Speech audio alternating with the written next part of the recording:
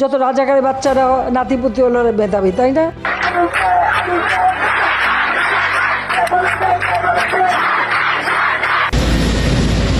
৩৬ দিনের মহাকাব্য রক্তাক্ত জুলাই, ছাত্র জনতার রক্তে লেখা এক নতুন মানচিত্রের জন্মকথা।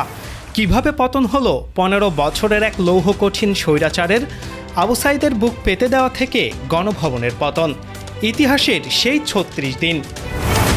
ইতিহাস ক্যালেন্ডারের হিসেবে চলে না, ইতিহাস চলে রক্তের দামে। ইতিহাসের নিজস্ব এক ছন্দ আছে যা অনেক সময় কয়েক দশকেও ধরা দেয় না, আবার কখনো মাত্র কয়েক দিনে পৃথিবী বদলে দেয়। ২০২৪ সালের জুলাই মাস, বাংলাদেশের মানচিত্রে এই মাসটি কেবল একটি বর্ষাকালের ক্যালেন্ডারের পাতা নয়, এটি ছিল এক দীর্ঘ ১৫ বছরের পচনশীল দম্ভের যবনিকাপাত। মাত্র ৩৬ দিন, এই ৩৬ দিনে ছাত্র জনতা যে মহাকাব্য রচনা করেছিল তা পৃথিবীর ইতিহাসের পাতায় এক রক্তিম অক্ষরে লেখা থাকবে। জুলাইয়ের ১ তারিখ, তখনও কেউ জানতো না এই শান্ত রাজপথ এক চরম উত্তাল বিপ্লবের জন্ম দিতে যাচ্ছে। সরকারি চাকরির কোটা ব্যবস্থা, যা বাতিলের দাবির সাথে মিশেছিল এক প্রজন্মের বঞ্চনা ও ক্ষোভ। ঢাকা বিশ্ববিদ্যালয়ের করিডোর থেকে সেই আন্দোলন যখন রাজপথে গড়ালো, কেউ কি ভেবেছিল সরকার এতটা সংবেদনহীন হবে? ৬ জুলাই, বাংলা ব্লকেট, একটি শব্দবন্ধ সারা দেশকে থামিয়ে দিল। রাজধানী অচল, মহাসড়ক অচল। বিশ্ববিদ্যালয়ের গণ্ডি পেরিয়ে যখন বেসরকারি বিশ্ববিদ্যালয়ের শিক্ষার্থীরা রাজপথে নামল, তখন থেকেই বাতাসে পরিবর্তনের গন্ধ পাওয়া যাচ্ছিল। কিন্তু সরকার ছিল অন্ধ, তারা কোটা নিয়ে আইনত লড়ল, কিন্তু ছাত্র জনতার হৃদয়ে জমে থাকা পাহাড় সম ক্ষোভের বিশালতাকে তারা দেখতেই পেল না। ১৪ জুলাইয়ের সেই অভিশপ্ত সংবাদ সম্মেলন, রাষ্ট্রের সর্বোচ্চ আসন থেকে যখন একটি শব্দ উচ্চারিত হলো, রাজাকার, তখন কি তারা বুঝতে পেরেছিল তারা কি আগুনের উপর ঘি ঢালছে? তার মানে কি মুক্তিযোদ্ধার সন্তান নাতিপুতিরা কেউ মেধাবী না, যত রাজাকারের বাচ্চারা নাতিপুতি হলো মেধাবী, তাই না? মধ্যরাতের ঢাকা বিশ্ববিদ্যালয় ১৫ বছরের দম্ভ চুরমার করে দিয়ে স্লোগান উঠল, তুমি কে আমি কে, রাজাকার রাজাকার।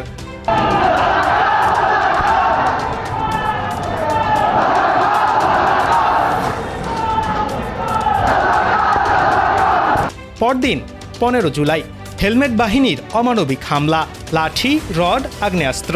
তারা ভেবেছিল ভয়ের রাজত্ব কায়েম করবে, কিন্তু তারা জানতো না বিপ্লবের আগুন একবার জ্বলে উঠলে তা হেলমেট দিয়ে ঢাকা যায় না। প্রতিটি বিশ্ববিদ্যালয় হয়ে উঠল এক একটি রণক্ষেত্র, আর তখনই মঞ্চে এলেন আবু সাইদ। রংপুর ১৬ জুলাই, ২ হাত প্রসারিত করে সেই অকুতভয় যুবক বুক পেতে দিলেন বুলেটের সামনে। একটি বুলেট তার প্রাণ কেড়ে নিল ঠিকই, কিন্তু সেই মুহূর্তে তিনি লক্ষ কোটি আবু সাইদের জন্ম দিয়ে গেলেন।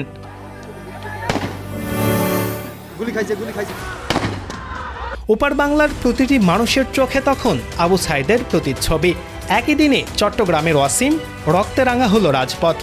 এদিন সারা দেশে ঝরল ৬টি প্রাণ, কিন্তু আন্দোলন কি থামল? না, আন্দোলন তখন দাবানল। ১৮ ও ১৯ জুলাই, কমপ্লিট শাটডাউন। রাষ্ট্র তার অস্ত্রভাণ্ডার খুলে দিল। হেলিকপ্টার থেকে গুলি, ছাদ থেকে স্নাইপার, মৃত্যুপুরীতে পরিণত হলো পুরো দেশ। ঘরে থাকা মায়েদের কানে তখন প্রতি মুহূর্তে গুলির শব্দ, কিন্তু এই মৃত্যু ভয়ঙ্করভাবে একীভূত করল জাতিকে। শিক্ষার্থীরা তখন আর একা ছিল না, তাদের সাথে যোগ দিল সাধারণ খেটে খাওয়া মানুষ, মধ্যবিত্ত, এমনকি ঘরে থাকা নারীরাও।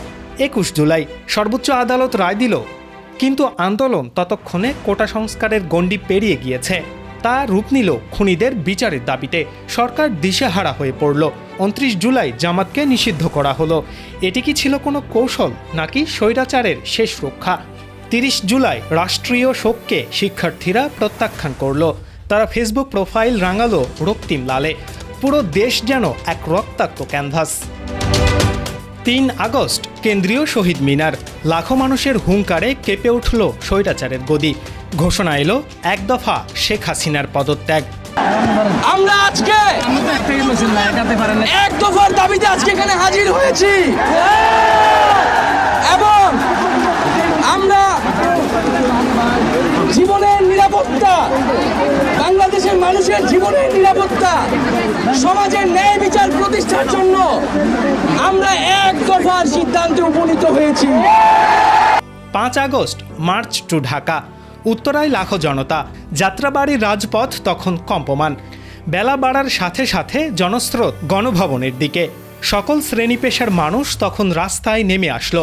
রিক্সা চালক থেকে শুরু করে সাধারণ গৃহিণী, ছোট্ট শিশু থেকে শুরু করে দিনমজুর, বিশ্ববিদ্যালয়ের ছাত্রছাত্রী, মাদ্রাসার শিক্ষক শিক্ষার্থী, এ যেন পুরো বাংলাদেশ জেগে উঠেছে এক স্বৈরাচারী সাম্রাজ্যের পতন ঘটাতে। তীব্র প্রতিবাদ সারা বাংলাদেশ জুড়ে। সারা বাংলাদেশ জুড়ে সকলেই যেন মৃত্যুকে আলিঙ্গন করতে প্রস্তুত। ঠিক এই পরিস্থিতিতেই ভয় পেয়ে যায় স্বৈরাচারী শেখ হাসিনা। আবার প্রলাপ বকতে শুরু করে এই দেশের জন্য তার বাবা মাকে হারিয়েছে, এই দেশের জন্য তার অবদান তুলে ধরার চেষ্টা করে। দেশের মানুষ 1975 সাল থেকে এই স্বজন হারানোর বেদনার গীত শুনতে শুনতে আর স্বৈরাচারীর সীমা ছাড়িয়ে যাওয়ার অত্যাচার ভোগ করতে করতে অসহনীয় মাত্রায় পৌঁছে গেছে। তাই এই স্বজন হারানোর বেদনার কাহিনী গলধকরণ হলো না সেদিন। আমি খালি সকলের সহযোগিতা চাই, আর এইভাবে মায়ের কোল খালি হোক এটা আমি চাই না, কারণ আমি তো বাবা মা সব হারিয়েছি, আমি তো জানি হারাবার ব্যথা কত কষ্ট। চারিদিকে তখন পদপতন আর পরাজয়ের গ্লানির অস্পষ্ট সুর। পরিস্থিতি তখন হাতের নাগালের বাইরে। তখন আর কোনো উপায় ছিল না। হেলিকপ্টারের পাখা ঘুরল আর 15 বছরের সেই লৌহ রাজত্ব চুরমার হয়ে গেল। পালালো স্বৈরাচারের দোসর, পালালো ফ্যাসিস্ট হাসিনা।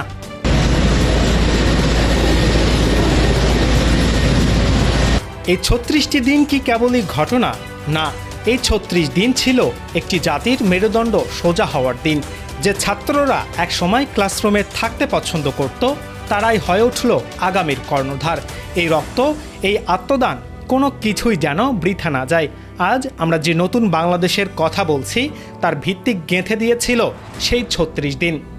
ইতিহাস সাক্ষী, অন্যায় যখন চরম সীমায় পৌঁছায় তখন প্রকৃতির নিজস্ব বিচার শুরু হয়, আর সেই বিচারে স্বৈরাচারের পতন নিশ্চিত।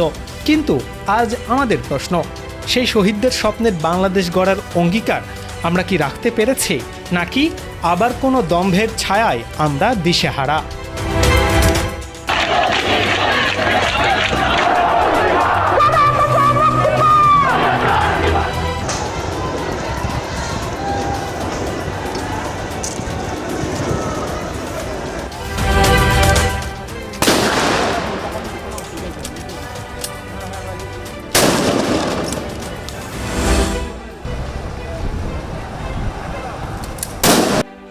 ইতিহাসের সেই 36 দিনের প্রতি মুহূর্তের বিশ্লেষণ, পর্দার আড়ালে সত্য এবং নতুন বাংলাদেশের আগামীর সম্ভাবনা সম্পর্কে জানতে চোখ রাখুন আমাদের চ্যানেলে।